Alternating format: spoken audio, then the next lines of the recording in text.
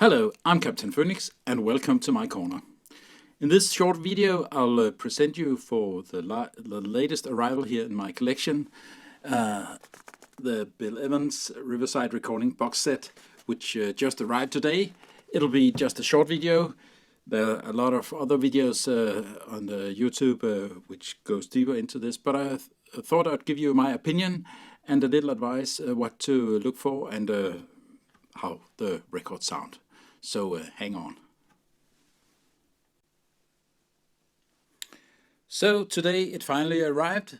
The box set I've been waiting for, I think almost a year since I ordered it at Acoustic Sounds, and it is the Bill Evans, the Riverside Recordings, 11 albums, 2 LPs, 45 RPM in this big sturdy box set. It's really nice. Gold print and a nice gloss on the image there, as you can see. So that's really good. Inside there's a 20-page little booklet here with information about all the records in the box and yeah, where it was recorded. And the last part of it is an homage to Bill Evans and some quotes from Bill Evans about his view on music and the music he plays. So that's very informative. I haven't read it all, but I'm sure that'll be a good addition to the records themselves. And that's of course the most important part here. I haven't heard all of them yet. I've heard a little more than half of them and made a few comparisons to some of the records I have, some of the same records I have. But let's take it from the end. This is the debut record, New Jazz Conceptions, from 1957, and this, as you can see on this one and the others I'll show you, they are very glossy, and that was not, I think, not the way they were made original, but I think it's okay. They are nice to touch. They present themselves good. With the colors, not this one, but some of the others. So I think that it goes for all the jackets. They are really good quality. They are not gatefold, even though they contain two records each. And they were not made gatefold from the beginning, so they have kept the original ones. Also, the original distribution of the tunes on side 1 and side 2, and of course that doesn't fit when it's over 4 sides of vinyl. So, but I think it's right to choose the original layout here. This is the one with his first trio with Paul Motian, which he played with for a lot of years, and on bass there's a Teddy Kotick, which I do not know very well. So that's the first one, and then a couple of years later, this record was his second. This trio was his this trio recording was his second album. It's with Sam Jones and Philly Joe Jones. So a change on personal here, and I think it's a very bold statement. His only his second album, and it says everybody digs Bill Evans. So, and there's quotes from Miles Davis and others here, Cannonball Adderley. So yeah, that's the second one, and then there are four albums with the trio that I think was the best Bill Evans ever had. The trio with Scott LaFaro on bass and Paul Motian on drums. The first one is Portrait in Jazz. It's from it's recorded late '59, released I think the year after, and a very young Bill Evans here. But that's really a great record. Explorations was the next one, recorded in the beginning of '61. Also a nice cover.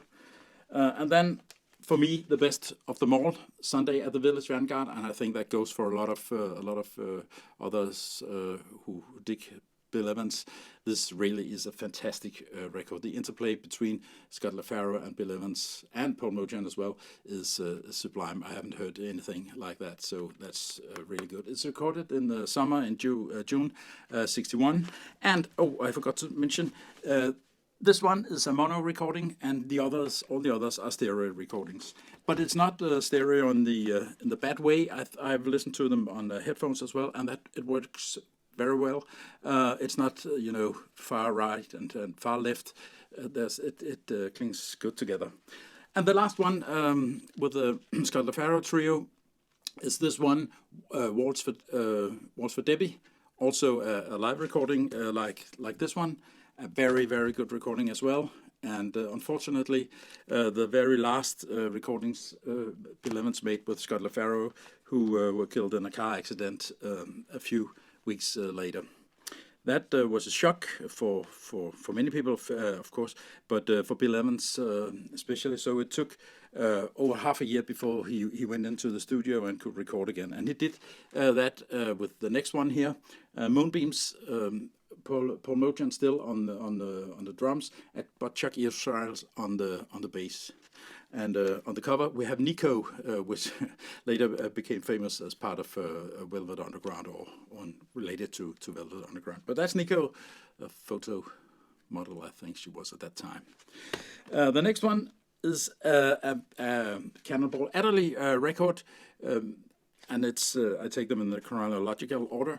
This one is Know What I Mean, Cannonball Adderley with Bill Evans and Percy Heath and Connie Kay on drums. So it's a quartet here. And the next one is a quintet, and the quartet format and the quintet format is rather unusual for Bill Evans. He is normally heard in trio, and I think his best in the trio format. It gets easier to catch up on the interplay between the piano and the bass and the drums. So I think that's the best part of the set and the best part of his entire production. How My Heart Sings, Chuck Israels and Paul Mojan again. Here we are back in the trio format, and the last one in the box set is from Shelley. It's a live recording at Shelley's Manhole in Hollywood, California. It's Chuck Israels again, and then Larry Bunker on drums. This one is recorded in 1963, and the first one was from 57. So it's a span of just 6 years, and 6 very good years for the music by Bill Evans. So the jackets are fine, and the music is great all over. Some better than others. As mentioned, the ones with Scott LaFaro is for me the best ones. I can only compare the sound quality of one of them. Really, well, not really then, but I've got this one from the box set, and I've got this Analog Productions 33 and a third single record, which is some years older, but not a very old release. And as you can see, this is more. It's not laminated. It's not so glossy as the one in the box set. And yeah, that's the choice they made. And the sound quality between these is clear. The new one is better. It's more. The instruments are better separated. They're clearer. The cymbals and the hi-hats, it rings much clearer on this one, and I think the bass is better than on the 33 and a third version. And I guess it would be the same situation with the rest of the records here. This one, everybody digs Bill Evans. I don't think the sound quality is just as good as on most of the others. It's not bad. It's just the drums and the cymbals they're not so clear. They're not so focused as they are on the others. But in general, it's a good quality. And I think that even some of the best ones are the live recordings. These ones here, you can hear that it is a live recording. Somebody is ordering something to drink. You can hear bottles and cups and thing in the background. It doesn't disturb the sound too much, but you can really hear that there's people in the room and that they are doing. Some of them are talking a little in the background, but the music is so good, so it doesn't do so much. So the sound quality is very good. It's very fine. It's the vinyl is silent, not the most silent vinyl I've ever heard, but it's up there. It's really good. The records are clean, and they are in polylined inner sleeves. This one's here neutral. You can keep them in that. They could have put a marking on where the opening is, but yeah, so it's not so easy to see. But it's fine. It's good that they do it. A few of mine had a little physical defects, which I'll show you in the video. Some of them were not centered very well. A single, one of them were not centered well, and they are all not dead flat. Some of them are a little uneven, so the cartridge moves up and down. It's not that it skips, but I think it's a little more than what you would expect. I mean, this box set cost $900, so we're up there where the quality should be just top notch. It's RTI who's pressed it, and I think RTI normally does a very good job. There are no fills, as you experience from time to time, and out of 22 records here in the set, I think, well, maybe you could expect that one or two were not perfectly flat. Yeah, but the one that's not centered, you can actually, if you listen for it, you can hear that it's piano music, and the piano is the instrument that's most sensitive to when the speed of the record or speed of the tape is not spot on. So you can actually hear a little. It's not that bad, but you can hear that.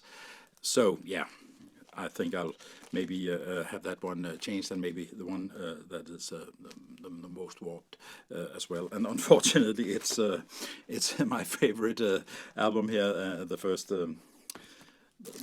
record in that. Yeah, so I think I'll contact the customer service at Acoustic Sounds where I ordered it. And see if I can get those changed. I'm living in Europe. I'm living in Denmark, so there's some customs involved. Even though you get something sent over for free of charge, the customs charge you anyway, and there's a handling fee. So it'll be, well, maybe $25 just to receive a substitute record. So that's a little inconvenient when you're not living in the States. Yeah, on this one, Portrait in Jazz, there's a little pre-echo on one of the tunes. I think it's it's on When I Fall in Love.